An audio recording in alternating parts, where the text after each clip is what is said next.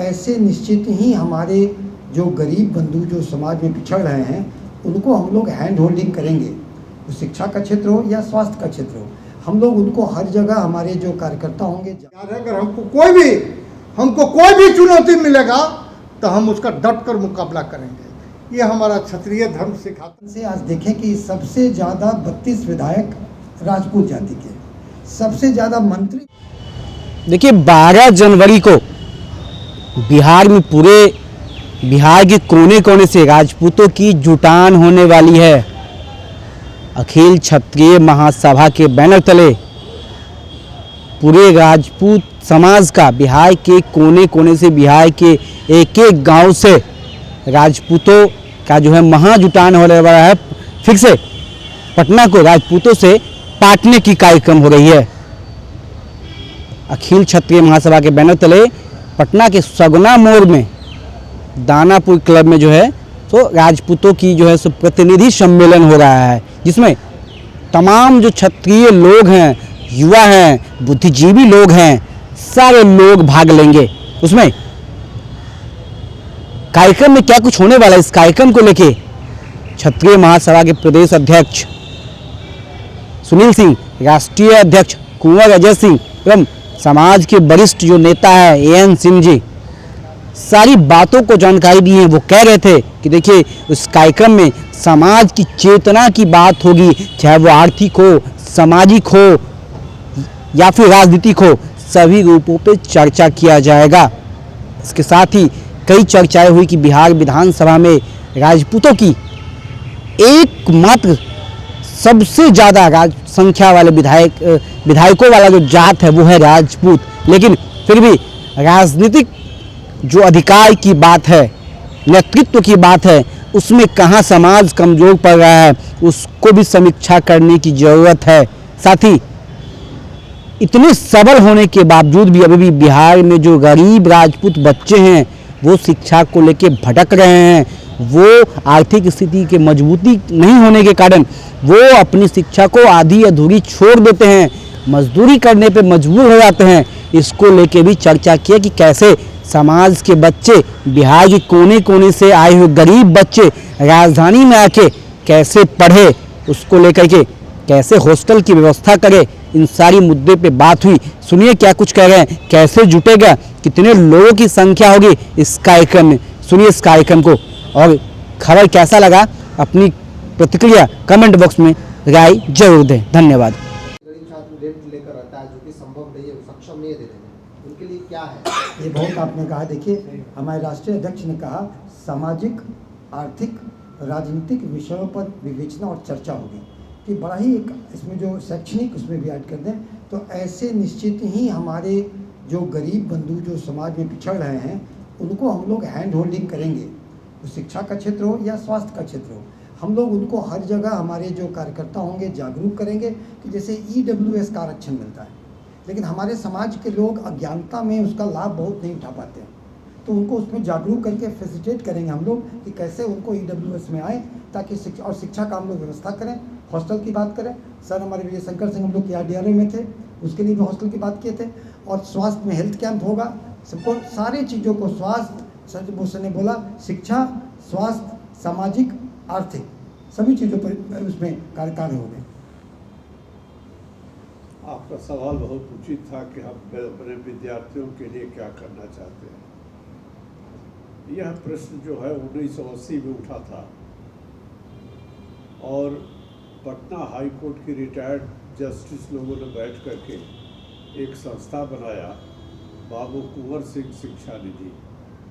वो आज 46 वर्षों की हो गई है। अभी तक उसने 500 विद्यार्थियों को पढ़ा रहा है। मैक्सिमम डॉक्टर बनाया, इंजीनियर बनाया, MBA कराया, और भी जो भी पढ़ने वाला लड़का है उसको अगर वो आता है, वो दरख्वास्त देता है तो उसको भरपूर स्कॉलरशिप दिया जाता, दे करके उसको आगे बढ़ाने की कोशिश किया जाए। ऐसा कोई भी लड़का नहीं हम लोग चाहते हैं कि जो छूट जाए और जो आर्थिक मदद की ज़रूरत के बिना वो पढ़ाई उसकी रुक सके। तो ऐसा कोई विद्यार्थी आपको नज़र में आता है तो हम लोग उससे कांटेक्ट करिए, उसको दरख्वास्त दिलवाइए और हम लोग उसको मदद करने के लिए तैयार हैं। सर एक और प्रश्न है, जितने भी घटनाएं हुई है इस साल में खासकर राजपूत बच्चियों के साथ, उसमें सबसे एक कॉमन चीज़ देखा गया है कि वो आर्थिक रूप से बहुत कमज़ोर बच्ची होती है। समाज उसको लेके क्या कुछ सोचता है? जो मेन रीजन है उसका गरीबी, समाज उसका शोषण करता है। देखिए, सबसे बड़ा आधार शिक्षा होती है। डॉक्टर विजय शंकर सिंह ने कहा कि जो मेधावी या शिक्षा करने के लिए है, उसके लिए हम लोग क्या अलग से संस्था है, वो हमेशा मदद को तत्पर है। और इसके सिवा जो घटना की बात होती है, देखिए घटना बहुत दुखद है, पीड़ादायक है। हम लोग सक्षम हैं बाहुबल से भी, हर चीज़ से भी करने के लिए, लेकिन हम लोग कानून के दायरे में रहते हैं। शिक्षा का स्तर तो अलाव जगह नहीं है, लोग का निर्धनता भी दूर करनी है। हमारा पूरा संस्था, सामाजिक संस्था, जो सर ने कहा कि आर्थिक, सामाजिक, शैक्षणिक, स्वास्थ्य, सारे क्षेत्र में विचार करके हम लोग उसको हैंड होल्डिंग करके वो आगे लाएंगे। राष्ट्रीय अध्यक्ष ने कहा था। राजा की भूमिका में समाज रहा है हमेशा। आप लोगों ने जो जिक्र धन किया है, है, कराने की बात हो रही है, एक भी राजपूत की चर्चा नहीं है, जबकि विधानसभा में किसी एक जाति की सबसे बड़ी आबादी है तो वो राजपूत है, 32 के आसपास संख्या है। तो क्या आखिर क्यों नहीं नाम भी आ रहा है? सक्षम नहीं है, नेतृत्व करने की क्षमता नहीं है, क्या समझ रहे आप? नहीं, आप हमारे 4 विधायक जो हैं, तरैया के जनक सिंह, परमार सिंह के लड़का जो माझी से है रणधीर, और उनका भतीजा युवराज सुधीर सिंह, संजय सिंह मंत्री हैं गदी में। जब हम सबसे पहले गए सीवान में, सीतापट्टी में, हमने जो वहाँ मीडिया से कहा, उसके बाद ये सारे लोग जाने लगे और समाज खड़ा हुआ है, समाज मदद किया है। हम ये नहीं कि इनकार कर सकते। एक चीज़ की जो कमी है कि राजनीतिक नेतृत्व के पहल के लिए लोगों को आगे आना चाहिए, ये चीज़ नहीं हो रही है। तो इस पर अखिल भारतीय क्षेत्रीय महासभा निर्णय लेगी, विचार होगा। जब समाज जागरूक होगा, हम समाज को राजनीतिक रूप से जागरूक करना चाहते हैं, और जब तक राजनीतिक जागरूकता नहीं आएगी, तब तक ये इस तरह के शासन प्रशासन द्वारा जो सुनियोजित घटनाएं हो रही है, इसको रोकना थोड़ा कठिन कार्य है। लेकिन समाज उसके लिए तैयार है। अगर हमको कोई भी चुनौती मिलेगा तो हम उसका डट कर मुकाबला करेंगे। ये हमारा क्षत्रिय धर्म सिखाता है। और भगवान श्री राम ने भी कहा है जब समुद्र उनके सामने खड़ा होगा कि हम जाने नहीं देंगे श्रीलंका, तो भगवान श्री राम ने कहा था कि विनय न मानत जलधि जर, गए 3 दिन बीत, आ तब संकोची बोले श्री राम, भय पिना होत न प्रीत। तो जो क्षत्रिय धर्म है, राम ने भी कहा है कि जल्दी जर जो मूर्ख लोग हैं, तो क्षत्रिय समाज ये कहता है कि भारत में जितने भी राजनीतिक दल है, ये सब गुंडों का संग है और ये आम जनता के अधिकारों को उस पर अत्याचार कर रहा है। ये जर लोग हैं। और जल्द ही, क्योंकि समुद्र उनके सामने आ गए हैं, तो इस पर इनके भी मुकाबला के लिए समाज को हम लोग संगठित करना चाहते हैं कि ये हत्या, ये अत्याचार रोका जाए, और अगर नहीं रुका तो फिर क्षत्रिय समाज मजबूर होकर अपना न्याय लेने के लिए सक्षम है, तैयार है, और हम न्याय लेके रहेंगे। धन्यवाद। आपका जवाब देते हुए जी, देखिए निश्चित ही आपने जो कहा कि मैंने कहा था कि बिहार की बात करना, तो बिहार के हर कंस्टिट्यूंसी में हमारे राजपूत जात की संख्या सिग्निफिकेंट है। इसमें हम या तो जीत सकते हैं या जिता सकते हैं।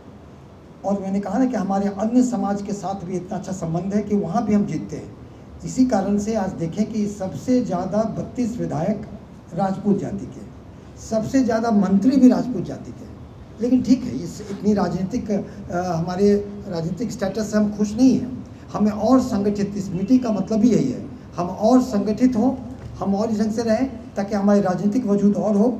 जैसे आप देखते होंगे कि जैसे यहाँ पर जो अपने प्रचार मंत्री हुआ, आगे बहुत सारी चीज़ें हैं जिसमें कि अगर राजनीतिक रूप से अगर हम संगठित रहेंगे, हमारी ताकत दिखेगी।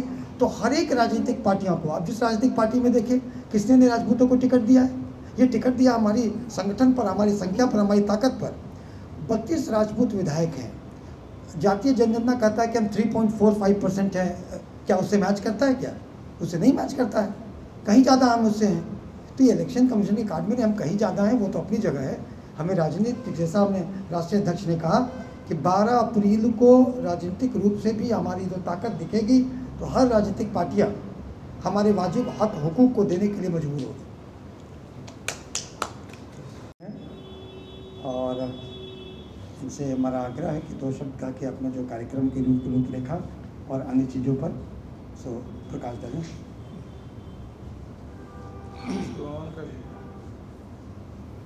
आज के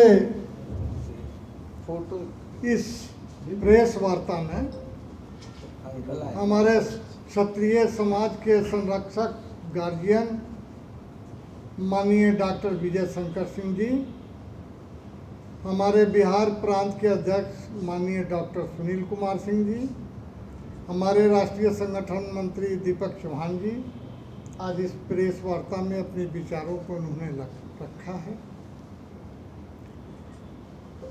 ये आज जो प्रेस वार्ता आहूत की गई है उसका मुख्य उद्देश्य है कि 12 अप्रैल को दानापुर क्लब सगुना मोड़ के नज़दीक बिहार प्रांत के सभी जिला से क्षत्रिय प्रतिनिधियों को आह्वान किया गया है, आमंत्रित किया गया है, उनसे संपर्क किया जा रहा है। मेरा 38 जिलों में संपर्क चल रहा है और विगत बिहार में एक मजबूत प्रबंध कारिणी समिति का निर्वाचन गठन होगा। यह अधिकार प्रतिनिधि सभा को ही है। आज ये परिस्थिति जो क्षत्रिय समाज के सामने आई है, विगत कुछ वर्षों से यह महसूस हो रहा है। अखिल भारतीय क्षत्रिय महासभा जगह जगह एक विशेष बैठक का आयोजन करती है। क्षत्रिय समाज के सामाजिक, आर्थिक, राजनीतिक परिस्थितियों का जब विश्लेषण करती है तो उसमें यह निर्णय लिया गया है कि विगत कुछ वर्षों से बिहार में क्षत्रियों पर अत्याचार का जो है पहाड़ टूट गया है। जैसे सबसे पहले मधुबनी में मोहम्मदपुर गांव में घटना हुआ, दिन दहाड़े हत्या की गई, क्षत्रिय नरसंहार किया गया। लेकिन अफसोस इस बात का है कि हाई कोर्ट ने उसको जमानत दे दिया सारे अपराधियों को और पुलिस अपराधी को पकड़ नहीं पाई। ये दुर्भाग्यपूर्ण स्थिति है कि देश में कोई, बिहार में कोई शासन है, प्रशासन है, ऐसा हमको प्रतीत नहीं होता है। दूसरी घटना सिवान में घटी, मलमलिया में, वो भी एक तरह का क्षत्रिय नरसंहार था। बीच बहार दिन दहाड़े निर्दोष गरीब क्षत्रियों की हत्या करना एक साजिश था। उसमें भी किसी अपराधी को न पकड़ा गया न कोई सजा हुई। तीसरी घटना जो सबसे बड़ा हुई सिवान में, सारण जिला में हुआ है, पट्टी शीतल गांव में, बहुत दर्दनाक है। और इसमें हमारे बिहार के पुलिस महानिदेशक जी का क्या सोचते हैं, बोलते हैं, कुछ बोलते हैं कि भाई लड़की आई कुएं में कूद के मर गई, प्रेम प्रसंग था। तब क्या प्रेम, CRPC के किसी भी धारा में प्रेम प्रसंग करने वाला आदमी को सज़ा नहीं मिलती? अगर प्रेम प्रसंग करने वाला आदमी अपराधी होता है और प्रेमी को हत्या करता है तो क्या उसको जेल नहीं भेजा जा सकता? क्या ऐसा CRPC में कोई प्राविधान है क्या? तो हम आप ही के माध्यम से हम पूछना चाहते हैं कि क्या CRPC में प्रेम प्रसंग में कोई कानूनी कार्रवाई नहीं होती? इस तरह से आप जब साउथ बिहार में जाएंगे, दिन दहाड़े DSP जो है सासाराम जन्मदिन मनाने पर क्षत्रियों की हत्या किया, बनाई गांव में घुस के दरोगा हत्या कर दिया। मैंने तमाम, अभी विगत में गरहनी में मुखिया के भाई को हत्या किया गया है, आरा में 4 लोगों की हत्या किया। तो इससे ये महसूस हुआ क्षत्रिय समाज को कि लगता है कि अब हमको इस पर कोई अपना योजना, अपना स्टेप लेना पड़ेगा। लेकिन यह निर्णय हम लोग लेंगे इसी क्षत्रिय प्रतिनिधि सम्मेलन में, जब हर जिले के लोग मौजूद रहेंगे तो उसमें कठोर निर्णय लिया जाएगा कि अगर सरकार को सुरक्षा देना है तो दे, नहीं तो साफ मना कर दे। क्योंकि आज वर्तमान परिस्थिति में क्षत्रिय समाज इतना जागरूक है कि कहीं भी वो अपना न्याय ले सकता है। हमको सरकार की ज़रूरत नहीं है, न्यायपालिका की ज़रूरत नहीं है। आप ये अपना रखो दुकान, अगर हमको न्याय नहीं मिलता है, हमारे साथ प्रशासनिक और शासन के स्तर पर भेदभाव करेंगे, तो ये क्षत्रिय समाज कभी बर्दाश्त नहीं करेगा। इसलिए ये 12 अप्रैल के आहूत जो प्रतिनिधि सम्मेलन है ना, इस सारे कठोर निर्णय लिए जाएंगे। धन्यवाद।